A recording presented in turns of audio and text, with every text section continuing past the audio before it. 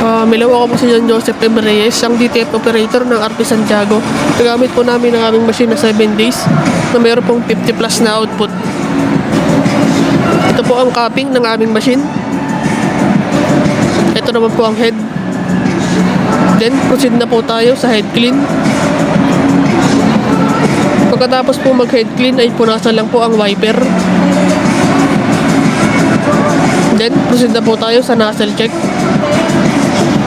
Okay naman po ang kanyang nozzle check. Ito naman po aming waste tank. Nalinisan po ito nung last Saturday. At ito naman po aming unused supply. Nasakto lang po ang bilang. At ito naman po ang mga used supply. At ito naman po aming ink system. Nasakto lang din po ang kanyang ink level. At dito naman po sa aming system sa daily output recording ay updated naman po siya this week. And ganoon din po sa aming consumable withdrawal, updated din po siya this week. At para naman po sa aming DTF printer daily checklist ay updated naman po siya. And yun lang po at maraming salamat.